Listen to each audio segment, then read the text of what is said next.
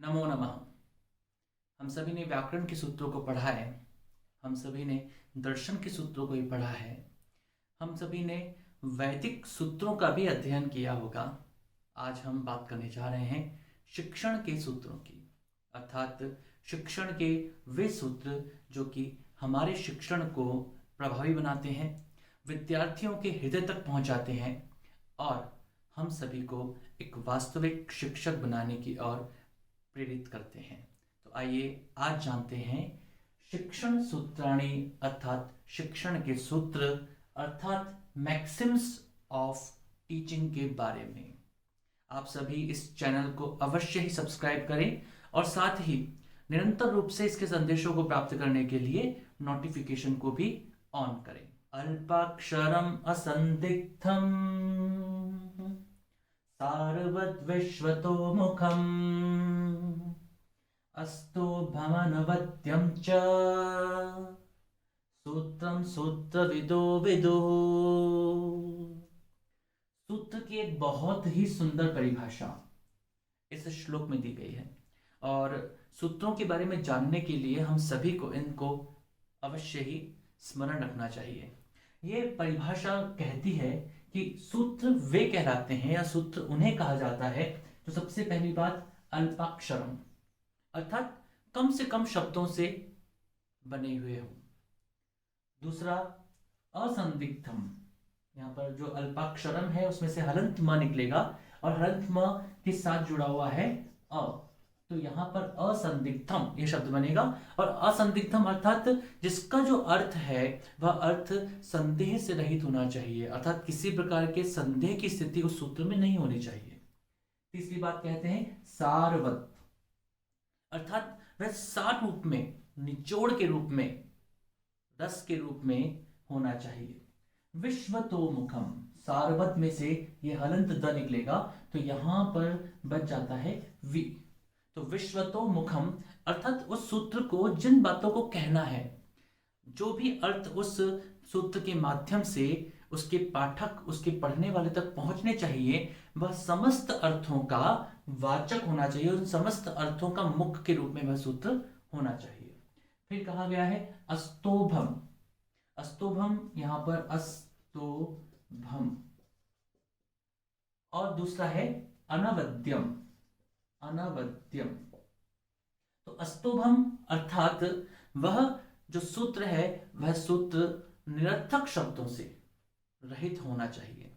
किसी प्रकार के निरर्थक शब्द या निरर्थक वर्ण अथवा उसमें निरंतरता को बाधित करने वाला कोई भी वर्ण या शब्द नहीं होना चाहिए, अर्थात वह निरंतर रूप से उस मुख्य धारा या मुख्य भाव का ही अभिव्यक्त करने वाला होना चाहिए। उसमें किसी प्रकार के निरर्थक शब्दों को हम कभी भी ना लिखें।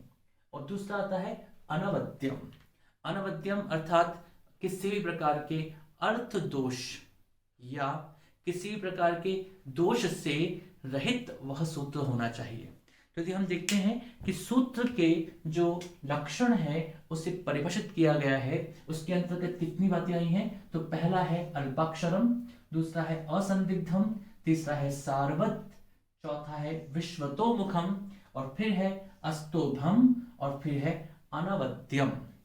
ये जो सभी गुणों से युक्त होता है, इस प्रकार की समस्त विशेषताओं से जो युक्त होता है उसे ही सूत्र कहा जाता है।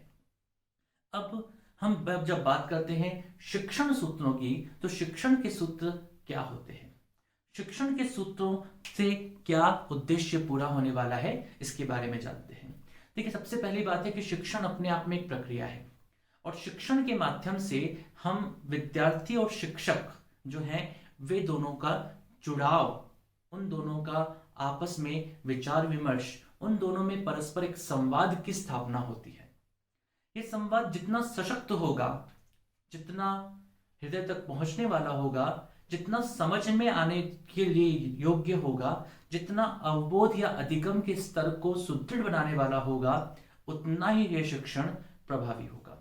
तो हमारा उद्देश्य निरंतर रूप से यह होना चाहिए कि हम विद्यार्थी तक अपनी पहुंच बनाएं, विद्यार्थी को अपने उद्देश्य से परिचित कराएं और उस विषय वस्तु को विद्यार्थी को हृदयंगम करने में पूर्णतया सहायता अथवा मदद करें। और जब हम ऐसा कर सकेंगे तो वास्तविक रूप में हमारा शिक्षण, हमारे विद्यार्थी और स्वयं हम शिक्षक गौरवान्वित अनुभव करेंगे। हमें यह लगेगा कि हाँ, यह हमारा जो समय था, यह समय पूरी तरह से उन विद्यार्थियों के लिए, उस विषय वस्तु के लिए सशक्त रूप से और उपादेयता के हिसाब से पूरी तरह से उपयोगी रहा। तो हमें यह प्रयास करना है कि हमारे शिक्षण में उन सभी तत्वों का समावेश होना चाहिए जिनकी आवश्यकता होती है।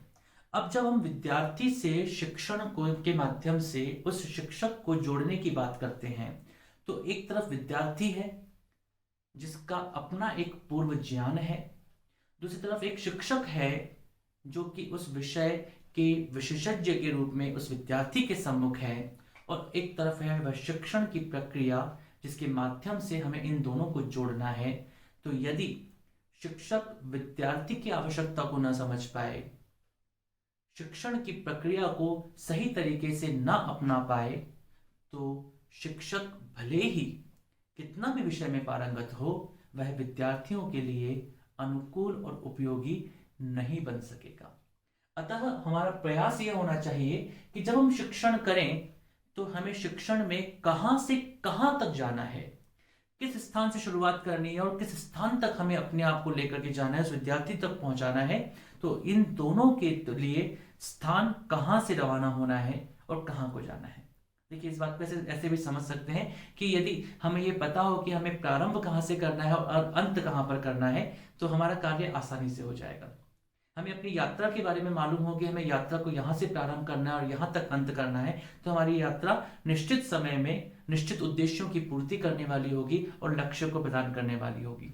लेकिन यदि हमें ये पता नहीं है कि हमें कहाँ से शुरू करना है, कहाँ तक जाना है, उस जाने के लिए साधन क्या होने चाहिए, तो ऐसी स्थिति में हमारी जो यात्रा है वह यात्रा हो सकता है अपने उद्देश्यों को पूर्णता के साथ अर्जित ना कर पाए, वह यात्रा निष्फल भी हो जाए। हो सकता है कि वह यात्रा पूर्णतया अनुपयोगी सिद्ध हो और ऐसी यात्रा पर हम क्यों गए, इसके लिए हमारे मन में एक प्रकार से दुख का भाव हो। तो एक शिक्षक में यह दुख का भाव नहीं होना चाहिए। एक विद्यार्थी में जब वह शिक्षण से जुड़े तो उसमें उन समस्त शिक्षण के बिंदुओं को उस तक पहुंचने के लिए आधार प्रदान होना चाहिए और शिक्षण की प्रक्रिया सशक्त होनी चाहिए। इसी उद्देश्य से हर्बर्ट, स्पेंसर और कॉमेनियस, ये तीन पाश्चात्य विद्वान हैं। हर्बर्ट, स्पेंसर और कॉमेनियस, इन तीन पाश्चात्य विद्वानों के द्वारा जो शिक्षण से जुड़े हुए और शिक्षण को सरल और सुग्राह्य बनाने के लिए कुछ विशेष सूत्र प्रदान किए गए, उन सूत्रों को शिक्षण प्रविधियों के अंतर्गत मैक्सिम्स ऑफ टीचिंग या शिक्षण के सूत्र अथवा शिक्षण सूत्राणी इस नाम से जाना जाता है। मैं नाम फिर से पुकार रहा हूं, हर्बर्ट, स्पेंसर और कॉमेनियस। तो इनके द्वारा प्रदत्त जो कुछ शिक्षण के सूत्र हैं उनको आज हम पढ़ने वाले हैं। एक बात और कि शिक्षण के सूत्रों का ये जो सूत्र है, सूत्र किसे कहते हैं, उसकी बहुत सुंदर परिभाषा आपने यहाँ पर देखी। और ऐसा भी नहीं है कि भारतीय परिप्रेक्ष्य में या भारतीय प्राच्य ज्ञान विज्ञान में इन शिक्षण के सूत्रों का प्रयोग नहीं होता था। हम देखते हैं कि उपनिषदों में बात को कहने का तरीका अलग है, आरण्यकों में बात को कहने का तरीका अलग है, ब्राह्मण ग्रंथों में बात को कहने का तरीका अलग है, जिस साहित्य की किसी पुस्तक में या शास्त्रीय ग्रंथों में किसी भी चर्चा को, किसी भी विषय को बताने का तरीका अलग अलग होता है।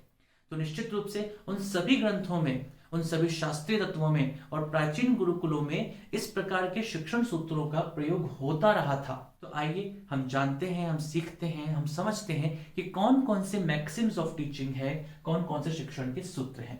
सबसे पहला आप सभी के सम्मुख लिखा हुआ है, इसका नाम है ज्ञात से अज्ञात। जो हम जानते हैं, जो हमारा जाना हुआ है, उसे कहते हैं पूर्व ज्ञान। पूर्व ज्ञान से नवीन ज्ञान तक जाने का जो तरीका होता है, जो शिक्षण का तरीका होता है, इस पूर्व ज्ञान से हम जैसे जैसे विद्यार्थी को नवीन ज्ञान की ओर प्रेरित कर पाते हैं, तो यह सबसे पहला सूत्र होता है। देखिए, एक बहुत महत्वपूर्ण बात है कि जिस बात को हम जानते हैं या जिस विषय को हम समझते हैं या जिस विषय के बारे में पहले से हमें जानकारी है, उसके बारे में बात करना, उसके बारे में विचार विमर्श करना, उसके बारे में परामर्श देना, उसके बारे में चिंतन करना आसान होता है, सरल होता है। और जिसके बारे में हम नहीं जानते हैं, उसके बारे में यदि हमसे कोई प्रश्न करते हैं या किया जाता है, तो ऐसी स्थिति में हमारे लिए उत्तर दे पाना या उस बात को समझना या उस प्रश्न को समझना भी हमारे लिए मुश्किल हो जाता है। तो जब शिक्षक विद्यार्थी के सम्मुख पहुंचे, तो विद्यार्थी को क्या करना चाहिए और शिक्षक को क्या करना चाहिए? तो शिक्षक को सबसे पहले विद्यार्थियों का स्तर का ज्ञान होना चाहिए। वे विद्यार्थी क्या जानते हैं, कितना जानते हैं, उनका पारिवारिक, सामाजिक, आर्थिक, शैक्षणिक, इन सब का जो पृष्ठभूमि है, वह पृष्ठभूमि क्या है। यदि हम उस पृष्ठभूमि से परिचित होंगे, तो हम उन विद्यार्थियों के पूर्व ज्ञान से भी परिचित आसानी से हो सकेंगे। और जब हम ऐसा हो सकेंगे, तो हम उस पूर्व ज्ञान से नवीन ज्ञान तक पहुंचाने में मदद कर सकेंगे। और जब ऐसा हो पाएगा, मैंने पिछला जो वीडियो था, उस वीडियो में जब शिक्षण के सामान्य सिद्धांत बताए गए थे, तो आपको एक चित्र बनाया गया था। आप सभी को वह वीडियो देखना चाहिए। और उसमें एक चित्र बनाया था जिसमें हमने बताया था कि किस प्रकार से हमारी जो बुद्धि है, इस बुद्धि में जाल जैसा होता है और उस जाल के माध्यम से ही विविध तत्व जुड़े होते हैं। अर्थात विविध जानकारियां जो है वो एक दूसरे से जुड़ी होती है। अर्थात ऐसा नहीं है कि हमारे यहाँ पर लेयर्स है, यानी कि यह पूर्व ज्ञान है और ये नवीन ज्ञान है, फिर और नवीन ज्ञान, फिर और नवीन ज्ञान और फिर और नवीन ज्ञान। ऐसा नहीं होता। अभी तो जब ज्ञान होता है, अगर हम इसको एक तरह से बुद्धि का स्तर मान लें, तो ज्ञान जो होता है वह इस प्रकार से एक बिंदु से प्रारंभ होता है और वह इस प्रकार से जाल के रूप में आपस में जुड़ता हुआ और फिर आगे की ओर प्रवृत्त होता चला जाता है। तो इस प्रकार से हम देखते हैं कि जो ज्ञान होता है, वह ज्ञान केवल और केवल एक धारा में प्रवाहित नहीं होता, और कहीं ना कहीं कौन सा ज्ञान कहाँ पर जुड़ा है, यह भी बहुत महत्वपूर्ण होता है। हम जितना अधिक ज्ञान को आपस में जोड़कर रखने की कोशिश करेंगे, उतना ही वह ज्ञान अधिक उपादेय उपयोगी हो पाएगा। एक समस्या होती है कि जब परीक्षा में वे बैठते हैं, तो उन्हें याद नहीं आता उस प्रश्न का उत्तर। उन्हें लगता है कि हाँ, हमने याद किया था, उन्हें पता है कि हमने इसको याद किया था, लेकिन उस समय पर वो याद नहीं आता। याद न आने का कारण, सबसे बड़ा कारण यह है कि हमने उन चीजों को रटने की कोशिश की, उसको अपने बुद्धि में इस प्रकार से जुड़ाव को विकसित करने का प्रयास नहीं किया।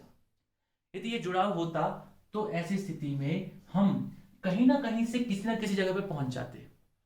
जैसे यदि हमें इस बिंदु से इस बिंदु तक जाना है और हम सीधे नहीं पहुंच पा रहे हैं, तो यदि यह जाल के रूप में है और किसी और तरीके से है, तो हो सकता है कि हम यहां से आकर के यहां तक पहुंच जाएंगे। लेकिन यदि यह जाल के रूप में नहीं है, किसी और तरीके से नहीं है, तो इस बिंदु से यदि हमें यहां जाना है, तो हमारे पास ये एक ही रास्ता होगा। और जब एक ही रास्ता होगा, तो हो सकता है कि उस रास्ते में कोई बाधा हो। ऐसी स्थिति में हम लक्ष्य तक नहीं पहुंच पाएंगे। लेकिन यदि यह जाल के रूप में होगा और हमें यहां से यहां तक जाना है, तो हम यहां से यहां तक इस रास्ते से भी जा सकते हैं, हम यहां से यहां तक ऐसे घूम करके इस रास्ते से भी जा सकते हैं, हम यहां से यहां तक ऐसे घूम करके भी इस रास्ते से जा सकते हैं। तो इस प्रकार से हमारे पास कई विकल्प होंगे वहां तक पहुंचने के। और ऐसी स्थिति में हम उस जो हमने स्मरण किया था, जो हमारी बुद्धि में है, निहित है, हमें पता है कि हमें वो याद है, लेकिन अभी याद नहीं आ रहा है, वह शीघ्र ही आपको प्राप्त हो जाएगा।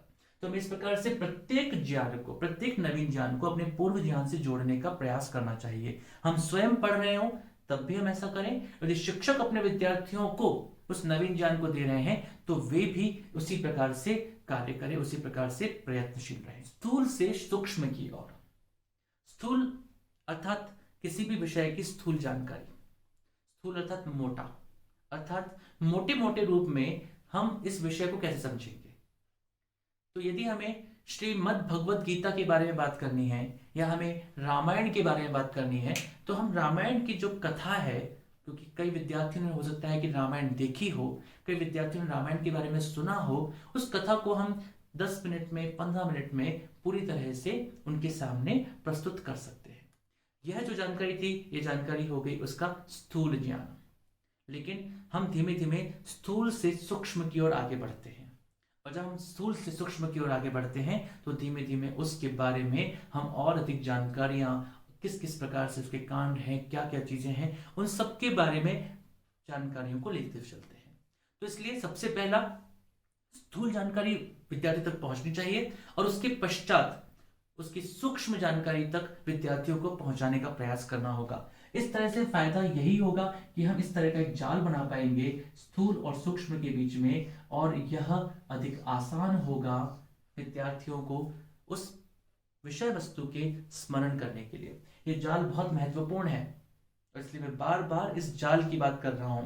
हमें अपने बुद्धि में जो डेटा, जिसको हम कहते हैं, या जितने भी तरह के जो भी हमारे पास जानकारियां हैं, उन जानकारियों को एक दूसरे से जोड़ना जरूरी है। हमारा प्रयास होना चाहिए कि हम इस प्रकार से अपने बुद्धि में, अपने दिमाग में इस जाल का निर्माण करें, और इस जाल को जितना अधिक स्ट्रॉन्ग, जितना अधिक सशक्त बना सकते हो, उतना अधिक बनाने का प्रयास करें। अब इसके बाद में जब हम स्थूल से सूक्ष्म की बात कर रहे थे, तो उसी के अंतर्गत हमें क्या करना चाहिए, किसी भी वस्तु के बारे में, किसी पुस्तक के बारे में पहले सामान्य चर्चा करनी चाहिए। सामान्य चर्चा कर लें, कुछ अभिनय से जुड़ी हुई कुछ चीजें बता सकते हैं, कुछ चित्र दिखा सकते हैं, और उसके बाद उसके नियमों की तरफ, उसकी सूक्ष्मता की तरफ, उसकी क्लिष्टता की तरफ, उसके मुख्य भाव की तरफ जाने का हम प्रयास करें। तो इस प्रकार से हम स्थूल से सूक्ष्म की ओर यदि आगे बढ़ते हैं, स्थूलात् सूक्ष्मं प्रति यदि वयं गच्छामः, तर्हि तस्य पुस्तकस्य अथवा तस्य विषयवस्तुनः स्थूलम् अध्ययनं तथा सूक्ष्मम् अध्ययनं अनेन संयोजनं भविष्यति। इन दोनों का संयोग हो जाएगा, ये दोनों जुड़ जाएंगी, और जब ये जुड़ जाएंगी तो हमारे लिए स्थूल से सूक्ष्म तक पहुंचने के लिए एक जाल का निर्माण होगा, और वह जाल निश्चित रूप से हमें प्रत्येक परिस्थिति में बचाएगा। ये जाल आपको बांधने वाला नहीं है, अपितु यह जाल आपको सुरक्षित रखने वाला है, क्योंकि यह ज्ञान का एक ऐसा बिंदु बन जाएगा जिसके माध्यम से हम किसी भी तरफ आगे बढ़ सकेंगे। अब इसके बाद आता है तीसरा, और वह है सरलात् कठिनम प्रति, अर्थात सरल से कठिन की ओर जाना। विद्यार्थियों को या संस्कृत में जो भी कुछ सीखना चाहते हैं, या सामान्य रूप में भी कोई अध्ययन कर रहे हैं, किसी भी विषय का अध्ययन कर रहे हैं, किसी भाषा का अध्ययन कर रहे हैं, तो ऐसी स्थिति में बहुत महत्वपूर्ण होता है कि पहले हम उसे सरल सिखाएं और उसके बाद कठिन की ओर जाएं। कई बार हम देखते हैं कि जो प्रौढ़ावस्था में लोग होते हैं, वे अचानक से उनके मन में एक इच्छा उत्पन्न होती है कि हम श्रीमद् भगवत गीता पढ़ेंगे। अच्छी बात है कि उनके मन में इच्छा उत्पन्न हुई, लेकिन श्रीमद् भगवत गीता जब वो पढ़ते हैं तो उससे पढ़ने से पूर्व कुछ सरल जानकारियां उनके पास होनी चाहिए। संस्कृत की कुछ सामान्य जानकारियां उनके पास होनी चाहिए। संस्कृत का सामान्य ज्ञान निश्चित रूप से उनके पास होना चाहिए। जब ऐसा होता है तो वे संस्कृत का सरल ज्ञान प्राप्त कर चुके हैं, उसके पश्चात वे थोड़ा बहुत भी यदि कठिन विषयों को प्राप्त करना चाह रहे हैं, उनके लिए वह अधिक आसान हो जाएगा। क्योंकि जिसने कभी संस्कृत पढ़ी नहीं, उसके लिए शास्त्रीय अध्ययन दुरूह हो जाता है। और ऐसी स्थिति में हम कई बार देखते हैं कि इच्छा उत्पन्न हुई और इच्छा कब खत्म हो गई पता ही नहीं चला। हमने किसी पुस्तक को पढ़ने की इच्छा व्यक्त की, हमने कई लोगों को बोला भी सही कि हमें ये पुस्तक पढ़नी है, इस पुस्तक के बारे में जानना है, इस पुस्तक को समझना है, लेकिन धीमे धीमे वह इच्छा कब खत्म हो जाती है हम सोच भी नहीं पाते, और उस पुस्तक को पढ़ने की जो हमारे में लगन थी, जो हमने उद्देश्य रखा था, वह उद्देश्य भी खत्म हो जाता है, वह लगन भी खत्म हो जाती है। तो हमें कोशिश करनी चाहिए कि हमें यदि किसी भी विषय के बारे में अध्ययन करना है तो कम से कम कुछ सामान्य अध्ययन हम उसका पहले करें, और यह सरल से कठिन की ओर हमको लेकर के जाने वाला होगा। और सरल क्या होता है, तो सरल अर्थात सबसे पहली बात विषय के दृष्टिकोण से सरल। दूसरा सरल क्या हो सकता है, तो भाषा के व्याकरण के दृष्टिकोण से सरल। यदि हमें पढ़ना है वह जाता है, तो सह गच्छति, वह जा रहा है, इसके लिए भी हम सामान्य तौर पर बच्चों को यही बताते हैं कि सह गच्छति। लेकिन जैसे जैसे हम आगे बढ़ते हैं तो हमको बताते हैं कि हाँ, सह गच्छति का मतलब वह जाता है होता है, लेकिन वह जा रहा है, ये कंटिन्यूटी की बात कर रहे हैं। इसमें इसका संस्कृत का जो अर्थ होगा, संस्कृत जो अनुवाद होगा, वह सह गच्छन अस्ति, हम शक्ति प्रत्यय का प्रयोग बताते हैं। तो प्रारंभिक तौर पर सरल और उसके पश्चात हम कठिन की ओर आगे बढ़ने की कोशिश करते हैं, और यह ही उपयुक्त तरीका है। ऐसे ही संभाषण के शिविरों में भी हम कई बार देखते हैं, उन्हें सबसे पहले एक वचन और बहुवचन, इन दो वचनों को ही सिखाया जाता है, और उसके पश्चात जब वे संभाषण में कुछ हद तक दक्ष हो जाते हैं तो उन्हें द्विवचन के प्रयोग के बारे में भी बताया जाता है। तो इस प्रकार से हम देखते हैं कि जो सरल है, जिसका अधिक उपयोग होना है, जो व्याकरण के दृष्टिकोण से हमें अधिक सरल प्रतीत होता है, पहले हम उसका प्रयोग करें और उसके पश्चात सरल से हम कठिन की ओर आने का प्रयत्न करें। इस प्रकार से भाषा का जो शिक्षण है वह शिक्षण बहुत ही उपयोगी होगा, बहुत ही महनीय होगा, और बहुत ही इस प्रकार का होगा कि जिसके माध्यम से हम उसका अनवरत प्रयोग कर सकते हैं। इसी के साथ साथ हम पहले सरल धातु रूपों को याद करें, सरल शब्द रूपों को याद करें, सरल श्लोकों को स्मरण कराने का प्रयास करें, सरल मंत्रों को स्मरण कराने का प्रयास करें। शब्द और शब्द संरचना में भी जो सरल शब्द हैं उन तक विद्यार्थियों को पहुंचाएं। उसके पश्चात निश्चित रूप से जब हम सरल की जो नींव है वह हमारी सुदृढ़ हो जाएगी, तो उस पर हम जिस भी भवन को खड़ा करना चाहें, कितने भी कठिन शब्दों को बताना चाहें, वे सब कठिन शब्द भी उनके लिए सरल होते चले जाते हैं। ऐसे ही जब हम प्रयोग करते हैं वाच्यों का, तो हम देखते हैं कि हम सबसे पहले कर्तृवाच्य का प्रयोग सिखाते हैं, और कर्तृवाच्य का प्रयोग सिखाते हैं। उसके पश्चात जब वह कर्तृवाच्य के प्रयोग में दक्ष हो जाते हैं तो उसके पश्चात हम कर्म या भाववाच्य का प्रयोग सिखाते हैं। तो यह बिल्कुल उचित तरीका है। इसी तरीके से हमको शिक्षण करने का प्रयत्न करना चाहिए, और शिक्षण में इन सभी प्रयत्नों के माध्यम से हम देखते हैं कि शिक्षण जो है वह सरल भी बन जाता है, विद्यार्थी और शिक्षक के मध्य एक पुल का निर्माण करता है, एक सेतु का निर्माण करता है। विद्यार्थी को शिक्षक की बातें सरलता से समझ में आती हैं, और शिक्षक को भी विद्यार्थी तक अपनी पहुंच बनाने में आसानी होती है। इसी के पश्चात अगला आता है पूर्ण से अंश की ओर।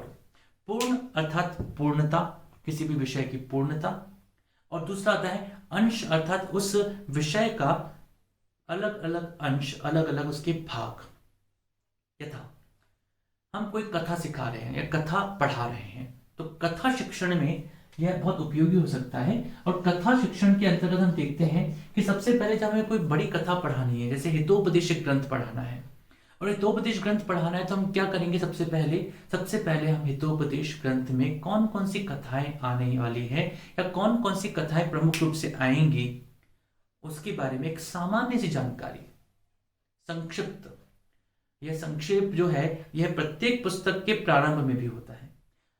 आपको अपने विद्यार्थियों को अवश्य ही बोलना चाहिए कि जब भी वे कोई किताब पढ़ें तो उस किताब की भूमिका में, उस पुस्तक की भूमिका में, जहां पर कहीं ना कहीं कुछ थोड़ा कवि का परिचय आता हो, थोड़ा सा संक्षिप्त कथा वस्तु आती हो, संक्षिप्त कथा सार आता हो, ये अवश्य रूप से पढ़ें।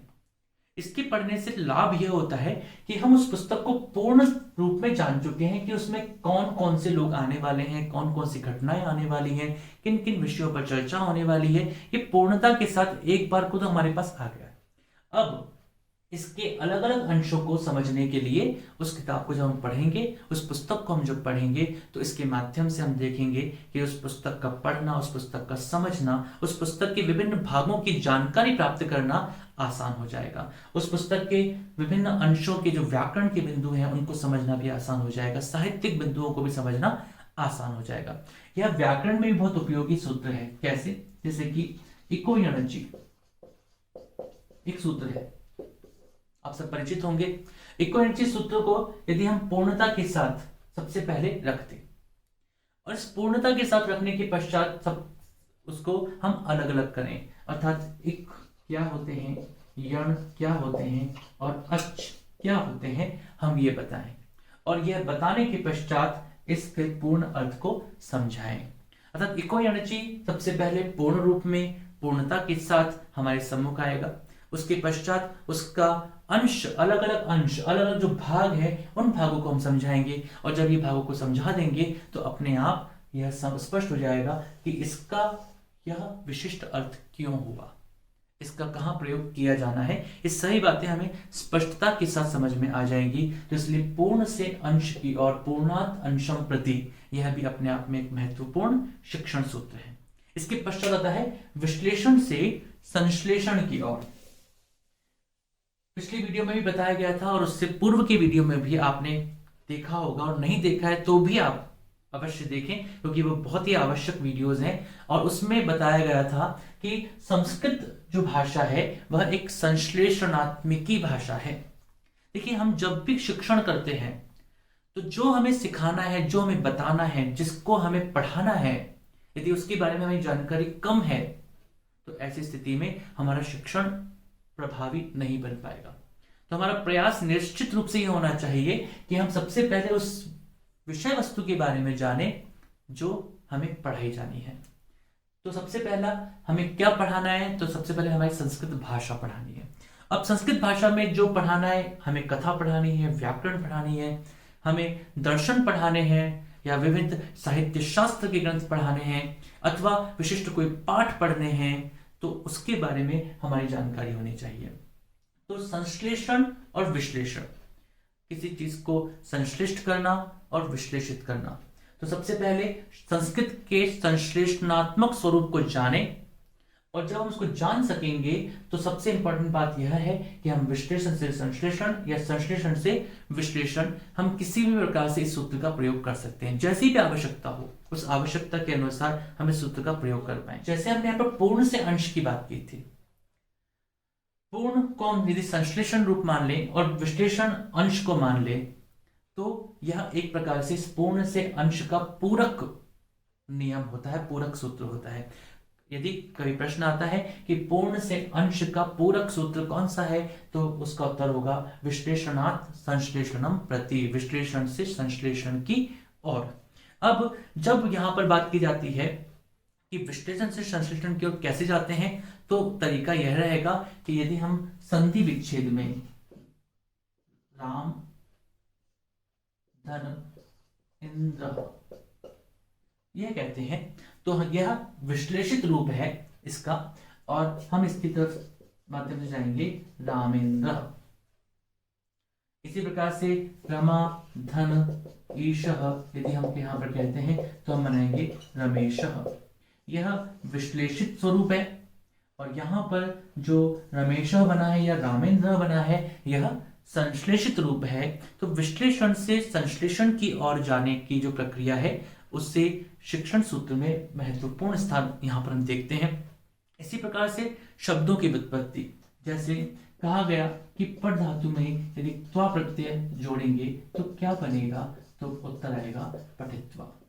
ऐसे लिख में त्वा जोड़ेंगे तो लिखित्वा, चल में जोड़ेंगे तो चलित्वा, गम में जोड़ेंगे तो गत्वा, गमित्वा नहीं बनता है, ठीक है, तो गत्वा बनेगा। इस प्रकार से हम यहाँ पर देखते हैं कि किस प्रकार से शब्दों को की जो व्युत्पत्ति है, समास विग्रह है, संधि विच्छेद है, इन सभी को विश्लेषित करके विद्यार्थी के सामने रखा जाता है, और फिर उसके संश्लेषित स्वरूप के बारे में जानकारी दी जाती है कि यहाँ पर किस प्रकार से संधि हुई है, अथवा समास हुआ है, अथवा यह व्युत्पत्ति के माध्यम से प्रत्यय या उपसर्ग जुड़ करके, धातु या शब्द जुड़ करके, और ये नवीन शब्दों का निर्माण हुआ है।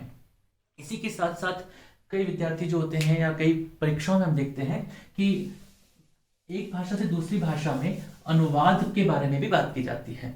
तो जब भी हम एक भाषा से दूसरी भाषा में, अर्थात मातृभाषा से संस्कृत भाषा में अनुवाद करने की बात करते हैं, तो वहां पर भी हम इस विधि का प्रयोग करेंगे, अर्थात विश्लेषण से संश्लेषण का प्रयोग करेंगे।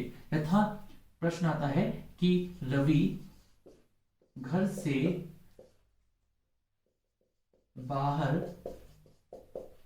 जाता है, सामान्य से वाक्य लेते हैं। अब जब हमने ये लिखा रवि घर से बाहर जाता है, तो सबसे पहले ये प्रश्न क्या आता है कि रवि को क्या बोलेंगे संस्कृत में, तो रवि एक कर्ता है, और कर्ता में कौन सी विभक्ति आती है, प्रथमा आती है, तो रवि।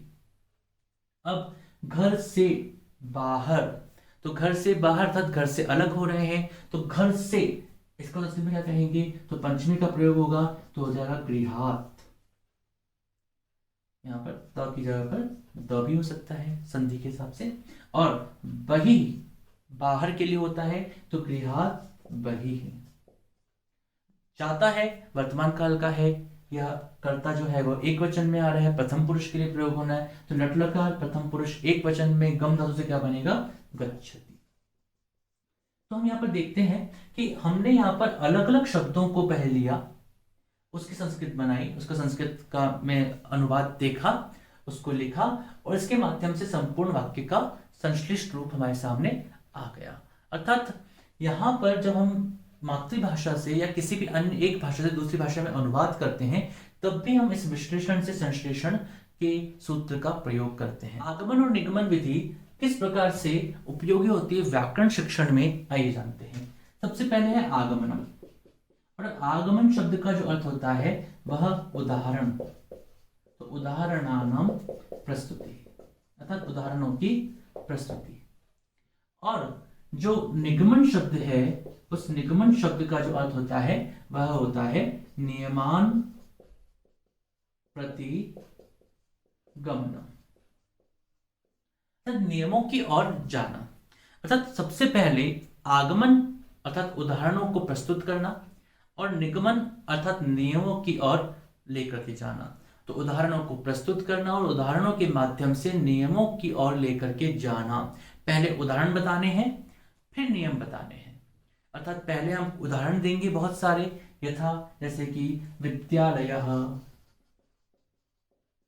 पुस्तकालयः,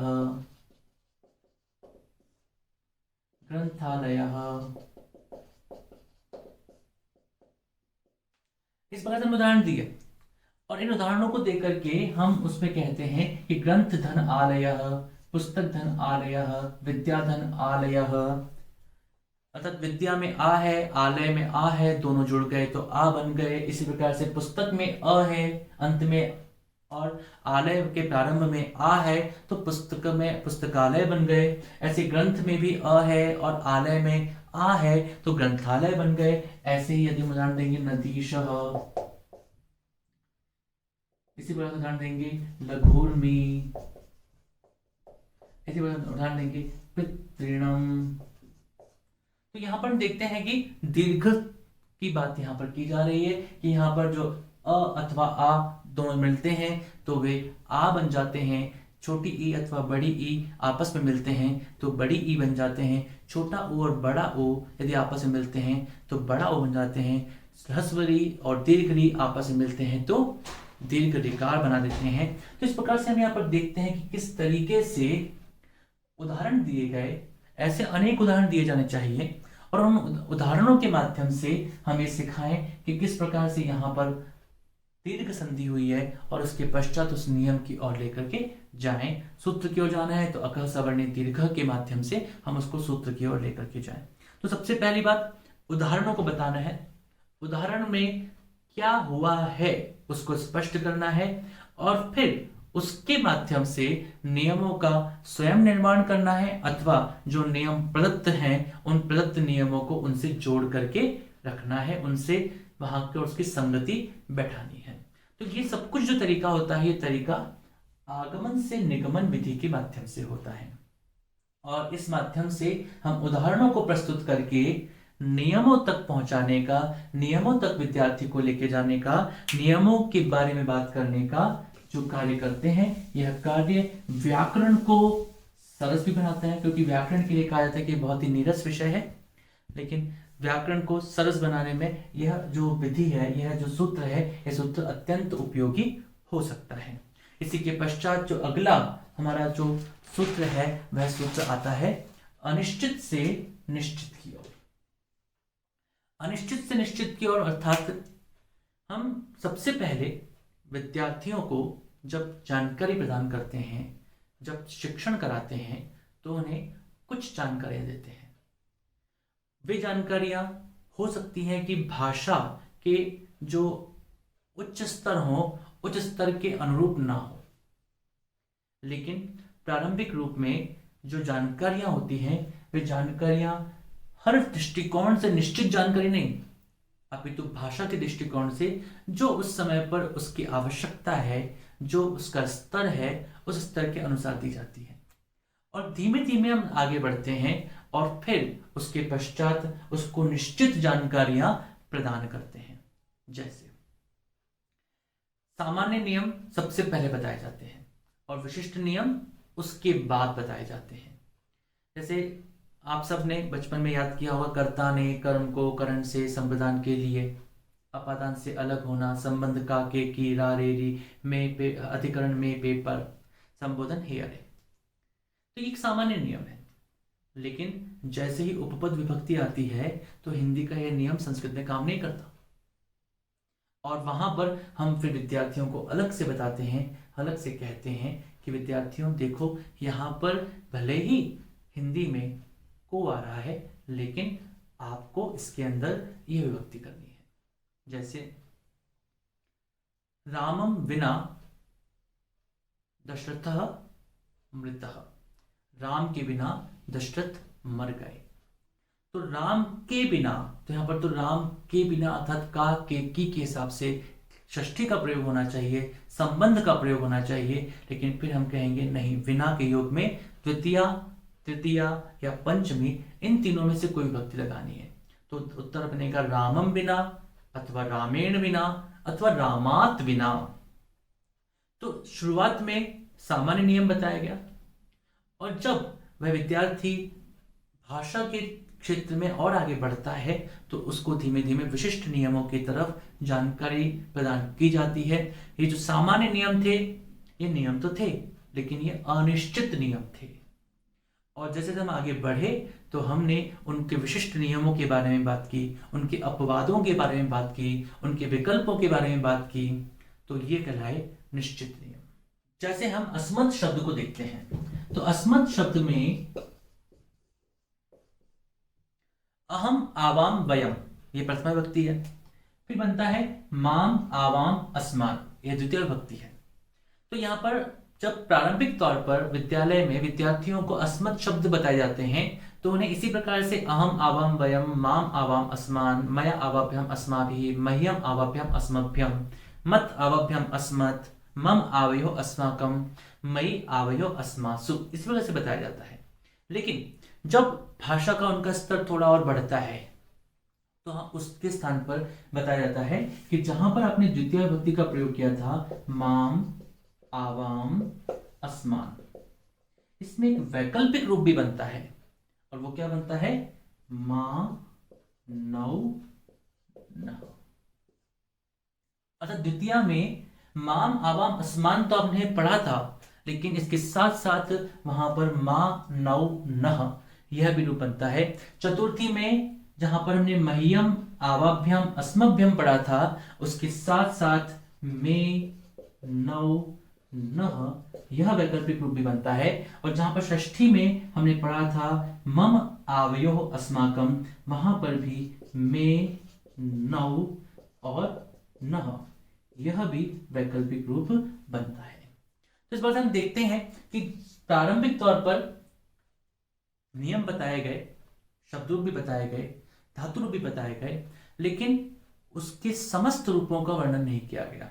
अर्थात निश्चित रूप से सारे के सारे पूर्णतया किस किस तरह के रूप उसके बन सकते हैं, कितने विकल्प हो सकते हैं, उन सब का नहीं वर्णन करके उसका सामान्य वर्णन किया गया। ये वर्णन भी निश्चित था, माम आवाम अस्मान, लेकिन उस अनिश्चित से अब हम निश्चित की तरफ आए कि हाँ, ये दो विकल्प बनते हैं, ये दो रूप वहां पर प्राप्त होते हैं। इसी प्रकार से जब धातु रूपों की बात की जाती है तो धातु रूपों के अंतर्गत अपन देखते हैं कि पट से पठती बनता है, लिख से लिखती बनता है, चल से चलती बनता है। ये हम सामान्य तौर पर सबसे पहले बताते हैं। खाद से खादती बनता है। इस प्रकार से सबसे पहले अध्ययन कराया जाता है। फिर उसके बाद में धीमे धीमे उस अध्ययन को और अधिक प्रभावी बनाने के दृष्टिकोण से बताया जाता है कि दृष्ट धातु, इससे त्रिशति नहीं बनेगा, अपितु इसके स्थान पर पश्य आ जाएगा और वहां से पश्यति रूप बनता है। इसी प्रकार से स्था धातु से स्थाति रूप नहीं बनेगा, अपितु उसके स्थान पर तिष्ठ का प्रयोग होगा और तिष्ठ के माध्यम से तिष्ठति रूप बन जाएगा। इसी प्रकार से उसके आगे और बढ़ते हुए अद धातु, अद से बनेगा अति। तो प्रारंभिक तौर पर सामान्य रूप में जो प्रयोग होने वाली क्रियाएं थी उनका वर्णन किया गया। यहाँ पर बताते हैं, कई बार हम देखते भी कई किताबों में लिखा होता है कि पठ में अति अतः अंति जोड़ेंगे, असि अथः अथ जोड़ेंगे, आमी आवह आमह जोड़ेंगे, तो यह लट लकार का रूप बनाएगा। लेकिन जब हम नीचे आते हैं यहाँ पर अद या दृश्य में भी, तो दृश्य में अति अतः नहीं जोड़ सकते, अभी तो उसके स्थान पर पश्य में जोड़ना पड़ेगा। लेकिन जब हम और नीचे आते हैं तो हम देखेंगे कि अद से तो अति बनता है, हु धातु से जो होती बनता है, ऐसे ही चाहे हम किसी की भी ले लें, क्री धातु से क्रीणाति बनता है। यहां पर क्री धातु करने के अर्थ में, ये क्री धातु खरीदने के अर्थ में, और ये कुड़ धातु है जिसका करना अर्थ होता है, और यहां से बनता है करोति। तो यहां पर अति अतः अंति ये नियम काम नहीं करता। तो सबसे पहले अनिश्चित रूप से जो बहुत ही सरल सामान्य, बहुत ही जो ऐसे धातु रूप थे जिनका की वर्णन किया गया, वह बताए गए, वह नियम बताए गए थे, लेकिन वे नियम निश्चित नियम नहीं थे। वे केवल और केवल उस समय के लिए समझने के लिए नियम थे, और उसके पश्चात हम अनिश्चित से निश्चित की ओर आते हैं। हम वे नियम बताते हैं जिन नियमों के माध्यम से वास्तविक रूप में उन समस्त धातु रूपों का निर्माण होता है। उसके पश्चात हम तिप्तझी सिप्तस्त मिप्वस्मस इसके बारे में बात कर लेते हैं। इसके पश्चात त आताम झ थास आताम ध्वम इट वही महिम इसके बारे में बात कर लेते हैं। तो यह एक तरीका होता है कि हम अनिश्चित से निश्चित की ओर जाते हैं। इसी प्रकार से हम देखते हैं कि जब हम यहाँ पर पट से लिट लकार के रूप बनाते हैं तो पटिष्यति रूप बनता है। लिख से बनाएंगे तो हम बताएंगे कि लिख से लेखिष्यति बनेगा, लिखिष्यति नहीं बनेगा। चल से चलिष्यति बन जाएगा, खाद से खादष्यति बन जाएगा, लेकिन पश्य से यहाँ पर फिर बदलेगा और दक्ष्यति रूप बनेगा। तिष्ठति से यहां पर फिर बदलेगा और स्थास्यति रूप बनेगा। तो ऐसी जानकारियां विद्यार्थियों को प्रदान की जाती है जिससे कि अब उनका जो ज्ञान है वह ज्ञान और अधिक परिपक्व बने और अधिक निश्चित बने। हम अनिश्चित ज्ञान में थे, उसके माध्यम से भी हमने बहुत कुछ सीखा जो कि हमारे लिए आसान रहा, सरल रहा, लेकिन अब हम धीमे धीमे निश्चित ज्ञान की ओर प्रवृत्त होने का प्रयत्न करते हैं। इसके पश्चात अगला और अंतिम जो सूत्र है वह सूत्र आता है ज्ञानेन्द्रियों के द्वारा शिक्षणम, अर्थात ज्ञानेन्द्रिये शिक्षणम। जो भी हमारी इंद्रियां हैं, जो भी हमारे ज्ञानेन्द्रियां और कर्मेंद्रियां हैं, उन ज्ञानेन्द्रियों का, कर्मेंद्रियों का अधिकाधिक प्रयोग यदि हम शिक्षण में करवा सकें तो वह शिक्षण और उस शिक्षण से प्राप्त जो ज्ञान है वह ज्ञान अधिक उपयोगी और प्रभावी हो सकेगा, वह सशक्त ज्ञान प्राप्त हो पाएगा। तो इसके लिए हमें क्या करना चाहिए? हमें प्रयास ये करना चाहिए कि जब भी हम शिक्षण कराएं तो अधिक से अधिक इंद्रियों का प्रयोग उसमें हो, उसमें सन्निहित हो। जैसे अक्षि आप जानते हैं, आंख, नासा, नाक, श्रोत्र, कान, त्वचा, और इसके अतिरिक्त आता है जिह्वा स्वाद के लिए। तो श्रोत्र, अक्षि अर्थात आंख, नासा नासिका, नाक, त्वचा चर्म, और जिह्वा जीभ। तो ये जो 5 ज्ञानेंद्रियां हैं, इन 5 ज्ञानेंद्रियों का हम यदि अधिक प्रयोग करवा सक रहे हैं शिक्षण के अंतर्गत तो वह अधिक प्रभावी होगा। कैसे? जैसे यदि हम केवल और केवल किसी श्लोक को या किसी संवाद को सुनते हैं, सुनना केवल श्रवण करना, तो श्रवण के माध्यम से हमें ज्ञान तो प्राप्त होगा, लेकिन यदि उस श्रवण के साथ साथ हम उस संवाद को दिखाने भी लग जाएं अभिनय के रूप में, तो यहां पर श्रवण भी प्रयोग हुआ, अर्थात यहां पर हमने कानों का प्रयोग भी किया और साथ में हमने आंखों का प्रयोग भी किया, तो दो इंद्रियों का प्रयोग होने लगा। तो केवल श्रवण, जैसे कि पहले केवल रेडियो थे, तो रेडियो या एफएम भी सुनते हैं हम, टेप भी सुनते हैं, तो उसमें हम जब कुछ चीज सुनते हैं तो उसके माध्यम से जो ज्ञान प्राप्त होता है वो तो है। लेकिन यदि हम जब फिल्म देख रहे होते हैं, तो फिल्म में कान भी उपयोग करते हैं और अक्षी अर्थात आंख भी उपयोग होती है। इसके माध्यम से जो हमें ज्ञान प्राप्त होता है, जो हम सीखते हैं, जो हम ग्रहण कर पाते हैं, वह ग्रहण करने की जो हमारी क्षमता है, उस क्षमता का और अधिक विकास हो जाता है। इसी के साथ साथ यदि उससे हम और अधिक उसको जोड़ना चाहें, तो हम जैसे किसी को बताएं कि ये रसगोलकम, एतत् रसगोलकम, तो रसगोलकम से केवल उसने सुना। अब हम रसगुल्ला लेकर के भी आ गए और हमने रसगुल्ला ला करके दिखा दिया, एतत् रसगोलकम, तो उसने आंखों से देखा भी सही कि हाँ ये रसगुल्ला है। तो उससे क्या हुआ, श्रवण और आंख इन दोनों का प्रयोग हुआ।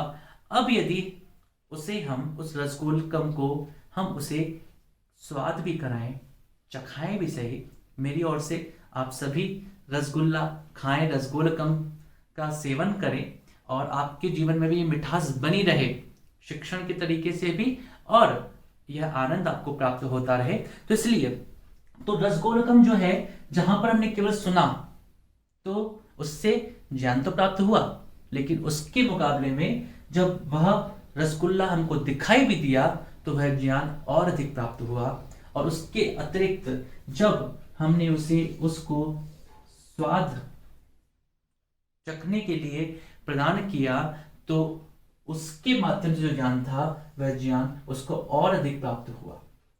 यदि हमने उसे सूंघने के लिए भी कहा, तो नासा के माध्यम से भी उसे और अधिक ज्ञान प्राप्त हुआ। यदि हमने उसे स्पर्श कराया, तो वह थोड़ा चिपचिपा होता है, थोड़ा चिकना होता है, किस प्रकार का होता है, तो वह हाथ में जब लिया गया तो उसके माध्यम से वह रसगोलकम अब वो व्यक्ति जिंदगी में नहीं भूलेगा। तो इसलिए हमारा प्रयास ये होना चाहिए कि हम जितनी अधिक ज्ञानेंद्रियों का प्रयोग कर सके, उतनी अधिक ज्ञानेंद्रियों के माध्यम से शिक्षण कराने का प्रयास करना चाहिए। हम जितना अधिक इंद्रियों का प्रयोग करवाएंगे, उतना ही हमारा अधिकम होगा, अवबोध होगा, हमारा शिक्षण जो है वो अधिक प्रभावी हो सकेगा। तो आज हमने देखा कि किस प्रकार से ये शिक्षण के सूत्र हैं, मैक्सिम्स ऑफ टीचिंग हैं, जिन शिक्षण के सूत्रों के द्वारा हम विद्यार्थियों तक भाषा को या हमारे शिक्षण से जुड़े विषयों को सरलता से, प्रभावी तरीके से पहुंचा सकेंगे। आप इस चैनल को अवश्य सब्सक्राइब करें, इसमें कमेंट बॉक्स में कमेंट भी करें, साथ ही टेलीग्राम के समूह से भी जुड़ें, जिसका लिंक इसके डिस्क्रिप्शन में दिया गया है। फेसबुक समूह से भी आप जुड़ें, जिसके माध्यम से इस समय लगभग 6,500 लोग जुड़े हुए हैं और उसमें संस्कृत भाषा से जुड़ी हुई अपनी जिज्ञासाओं को, अपने विचारों को, अपने भावों को अभिव्यक्त करें।